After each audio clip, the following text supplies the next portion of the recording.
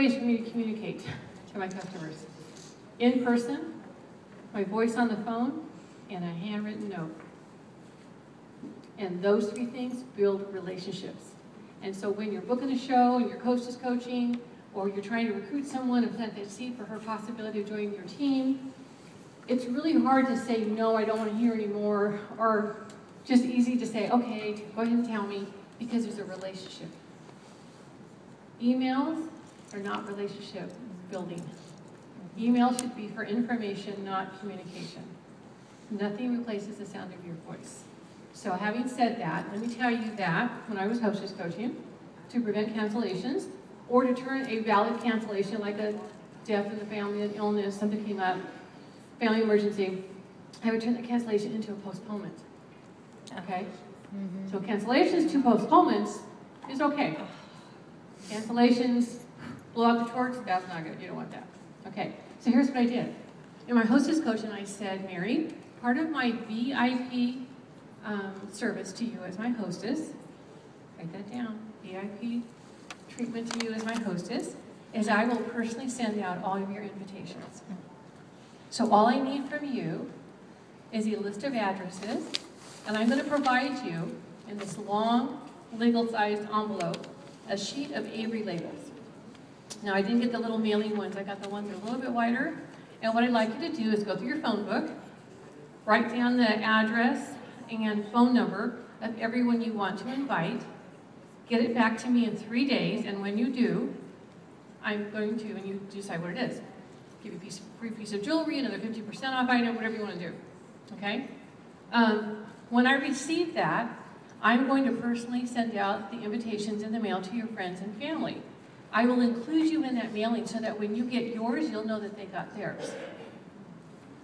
Cancellations are postponed because guess what? They're coming. I sent them out. Most cancellations happen because they're like, oh yeah, I got the show Tuesday.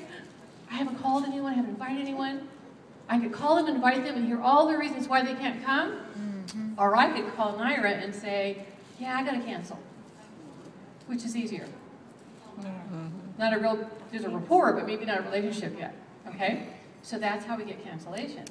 The other thing is, if you book someone who really isn't wholeheartedly excited about having you coming over to share the jewelry and sell it, other priorities come and quickly bump us out of the priority list. And then, for whatever reason, there's little or no effort in getting attendance, so you sit there with 14 trays of jewelry and 2 people come. Or it's her and her sister next door. And that's it. You are far more valuable than that. You are giving away time away from family, work, you gotta come home pooped, happy, but exhausted. You gotta go to work tomorrow, you gotta get the kids. Really? You're businesswomen. You have to make money every time you leave that house. So what I did was I took the labels that she sent me in this envelope. I made a Xerox copy of the labels. That went into my open house file for the next catalog.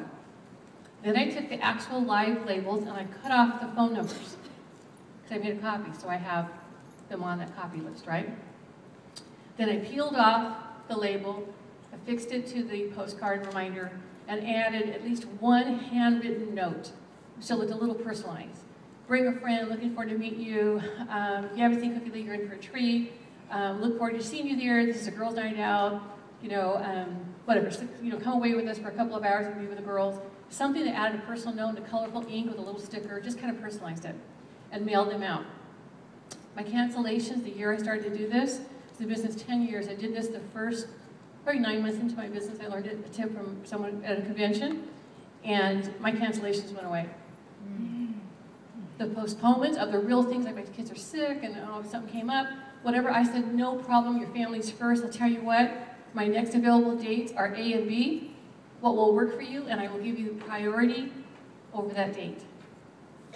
So you have to sell yourself. You are a busy woman. So not like, in the beginning days when I was a brand new consultant, I'd open my calendar that had 31 days on it, I'd say, anytime, any day, any hour, anytime, I'll come to your house. And they're like, yo, it's a little desperate. It's kind of weird. And then I learned to fill my calendar that wasn't so full with home shows, with appointments.